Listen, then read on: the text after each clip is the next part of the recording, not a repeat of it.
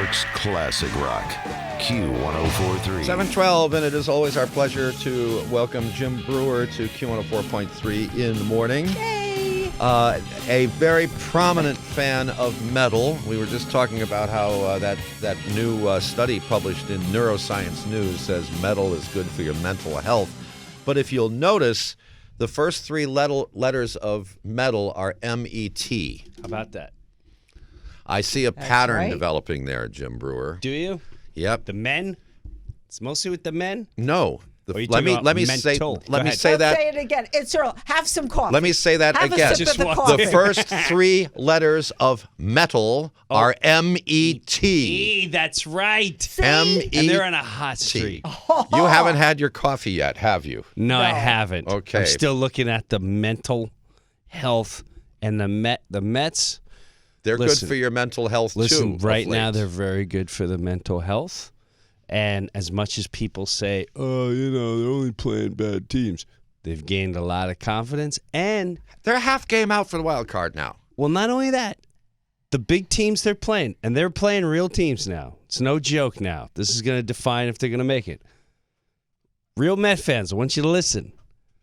We beat the Dodgers. We beat the best pitchers. We had them. We blew it in the 8th and 9th innings. We are not going to blow it in the 8th and 9th innings this time. So what happened after the All-Star break that turned this team around? I don't know. I had a shovel. I buried them. I'm not going to lie to you. It was miserable. It was. I started playing my whole summer. I watched every game, as painful as it was, and I don't know what happened. Well, they're 13 just wins in clicking. the last I'll tell you 14. what happened too. They're 13 wins in the last 14. And how many in a row now? 6 or It's 7. in a row? six. It's 6 in a row now. Their relief pitching is now doing what we were hoping it was going to do, shutting everyone down from the 7th and 9th inning. Mm-hmm. If well, you can't say if now, they crawled out of the depths of hell. They crawled out of the grave, and now they're there. If that continues, I'm telling you, this is Don't say it. it's You an can't say it. exciting team. But Yeah, you well, can't say it. You know what I'm saying. You can't say it. Were you Jim Breuer. Were you No. posting your videos No, after every I game, or did you no. just stop because No, I it was stopped. just too depressing? No, because for a people while. don't want to hear you. How many times can you hear you suck? But And- how about now? I made one. I just made one. I only make it when I'm passionate enough. 2015 was a totally different animal. Then now I do it when I'm super excited. I was excited once they went over 500, and then you get fans. I can't stand fans that do this. You don't even. You're not a real fan. Oh, now you're making a video? Where were you? Where were you all those other months? Even though you watch every game, Oh, God, I can't. even though you arrange your stand- schedule to watch the games when you're out of town. I can't stand human beings like that. I have no patience for human beings like that. It drives me absolutely one guy, and I actually engaged. I went, I'm sorry I didn't make a video every day. Where's your videos? He goes, I go to every game. Oh, gee. I didn't know you were the senior vice president of who makes it to the fan club. To go to every game, you've got to be loaded. You got to have some cash. Yeah. You have to have some time, too. Yeah, That's but some right. Maybe not a serious- job. That's right. But some serious cash. You don't have kids. And you know, one of the things Right. that is bothersome Right. about baseball and other professional sport yeah. as well is that a lot of those nice prime season tickets are bought up by giant corporations for the use of their executives and clients, and often they're not used. Don't even know. And they're great seats, and so you end up seeing on TV a lot of empty seats in prime locations. I know. It's aggravating. But that's what it is now. That's what it is.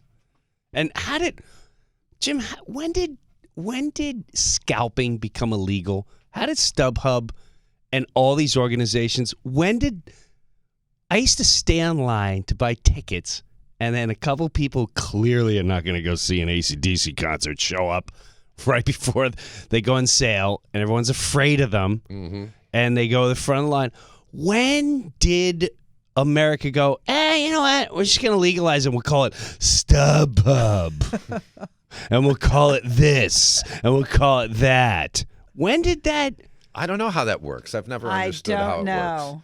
I've never understood how it works, but I do know, because I've done it, I do know that it used to be possible to just say, feel like going to a Yankee game today. Hop on the train, go to the box office at the stadium and get tickets to that day's game. Right. And they didn't cost that much. Right. Now, I forgot where I went. I know for a family, it's very expensive now to go to a ball game. But aren't there some seats that are still really affordable? Oh, no. Great. There's seats affordable if you want to sit behind the foul pole. And then they have the packages. Yes. No, there's definitely packages that definitely good things. Yeah, there are packages that are good things. It just drives me nuts. Like, it's just scalping. It's legal. Who legalized it? Well, do your tickets get scalped? Money. I don't know, to be dead honest with you. No, but do you ever see tickets for a Jim Breuer show that are like going for $200-300 more than the face value? I hope not. Because, I don't know. No, because what that means is that somebody takes a wad of money and puts it in their pocket that had nothing to do with you. Right. That's aggravating. It's aggravating. But how do you stop that? Do you buy them and then resell them? How does that go? Then you'd be your own scalper. I'm my own scalper. But then I would sell it at face value. My you know what? I'd probably get greedy. This is too much. Wait. I'm all of a sudden, I have this fantasy in my head. Oh. Yeah. Are we doing this? At Bergen Pack. Yeah. On October 19th in Englewood. Yeah. I've got this fantasy. Yeah.